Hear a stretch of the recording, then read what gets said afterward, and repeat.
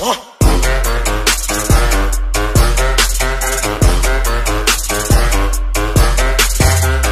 is this called, man? It's a boy React, man. I'm back at again on that video, man. This video is about my country, Congo, and the question is: should Kabila stay in power? Should he? No. Yes. No. Take him out.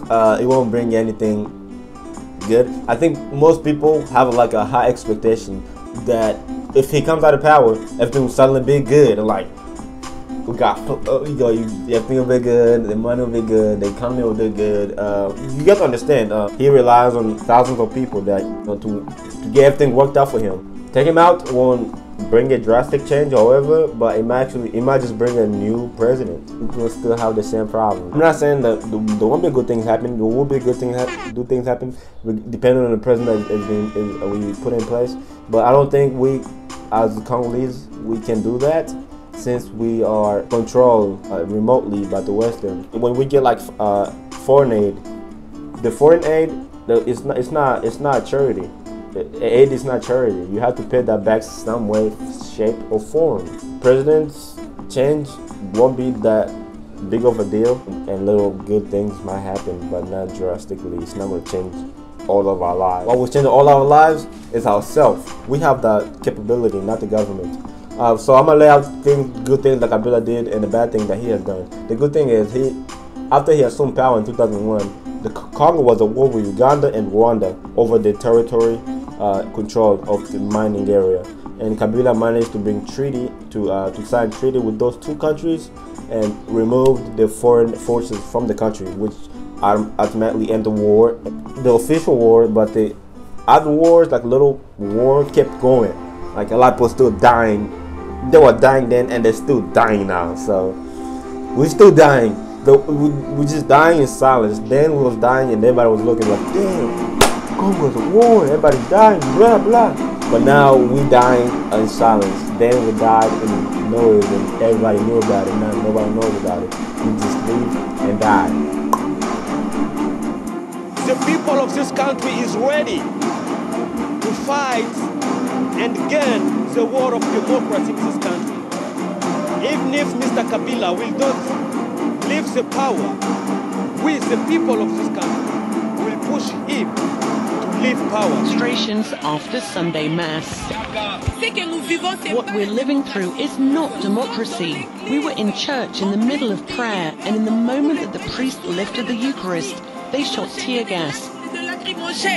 Former European Commissioner Louis Michel, he's the one who told the international community that Kabila is a serious man. So Louis Michel needs to come and get Kabila and leave, since his mandate is over. So he ended the war. He signed a peace. He signed a peace between them. He also brought together a group of religious people with different religious beliefs, and brought them together, and make them work together. So when he came to power, he had the ambition to make his country good. But when he got to power, it wasn't what he expected. It was much complex. It requires a lot of work, and he has done so little that we are not even seeing it. We only see the bad things, like the crime, armed group. Security is a question in most part of the country. Poverty is running around like oxygen in the country. You get there, you want to take a breath, pay attention to that breath, is poverty. That's what you're going to be smelling, okay? This is pure poverty. What's interesting about this is that it's not poverty. You actually see a lot of wealthy people, right? And majority of them are actually connected to somebody who worked with the government. Like, public office is the #1 job you can get in the country. Yay! Anyway, so the bad thing he has done was the inflation in the economy. Money is power. That's true then as it is now. It's true everywhere, other part of the world. If the money is not worth anything, you don't worth anything. Okay, and the inflation rate was 70% just last year. That's a lot. That's a lot of money's worthless, man. It's like a US dollar in Congo is like 1,700. Like, man, what? Like I got $1. Ooh, I got 1,700 francs. I'm rich. No, you're not. You can only buy gum with that and candy. Currency matters. So the good thing, actually decreased the rate of poverty by 7% over the 12 years period. And he also started 24 projects in which 63% of the funding, which was $2.5 billion, went to infrastructure, which is building roads, 1,530 kilometer roads. Before that, it was only like 400 kilometer road throughout the whole country. So now he doubled that, almost triple. That road goes through Province Orientale, South Kivu, and Katanga, according to the World Bank. The bad thing he has done, he refused to step down, which has claimed a lot of lives.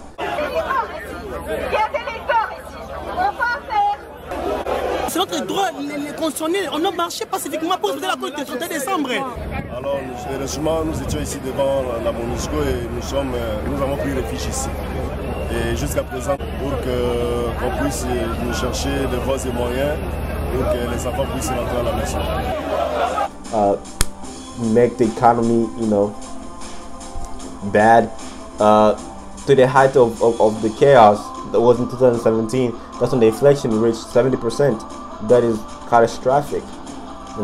That's like the Great Depression in the world 3 times at the same time. Yeah, it's ridiculous. Imagine you buying a bread. It's like we might be like Zimbabwe, where they have like $1 trillion note. Everybody's a trillionaire, but everybody's poor at the same time. Like, what? A Zimbabwe person will be richer than Bill Gates, but yeah, he's poor than the poorest person in the U.S. What? Yeah, $1 trillion is like $10. So you have like $1 trillion to buy the big box in McDonald's. The good things, okay. So the bad. So I'm talking about the bad things. So the instability in North Kivu has always been a concern, and is still a concern today. And unfortunately, that's when a lot of the wealth resides, and a lot of conservation. And I don't understand why the rebels are trying to kill the animals. Like, what did the animals do to you? Like, just leave them alone. Like, they basically trying to sabotage the whole country by killing the animals. There's no tourists. There's no those white people that come around with the camera and start taking pictures of us. Yeah, handsome boy. He's so handsome. What's his name?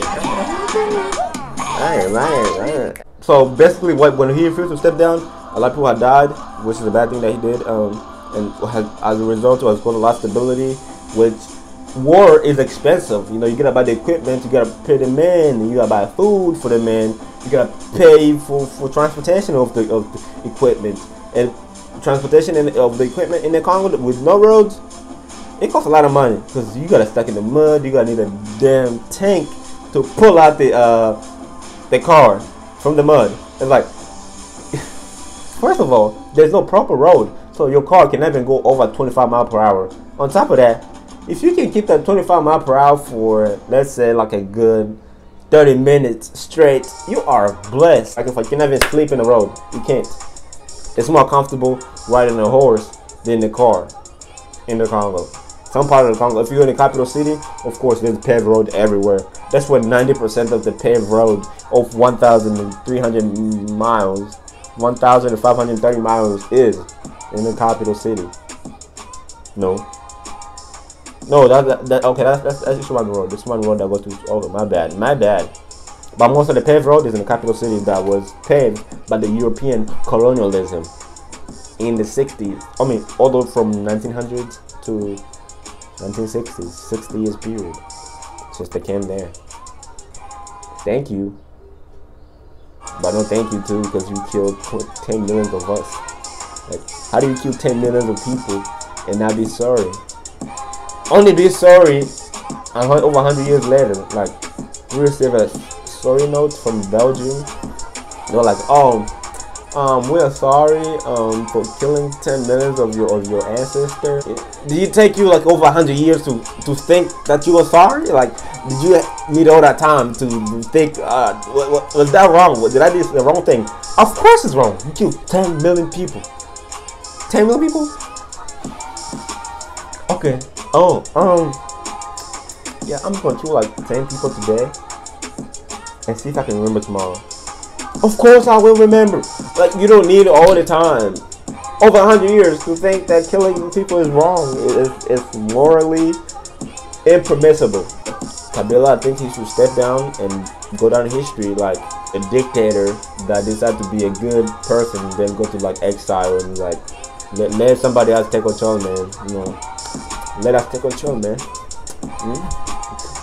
Running the country, man. To all my Congolese people, man, you know, we are waiting for this moment in 2018, December 23rd, for the election and see. He's looking at running a third term, which I do not agree with. I think he should step down now. He need to step down now. He don't need to run no more. He already served 16 years. He's supposed to serve only 10 years according to the constitution.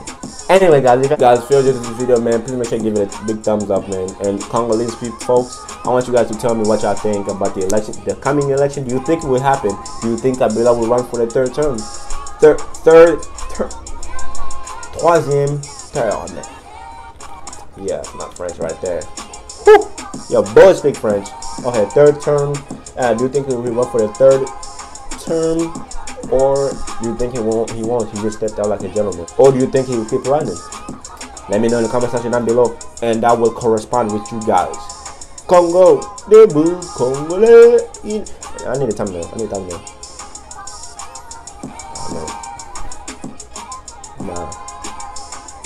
Yeah, that one. That's good. Peace.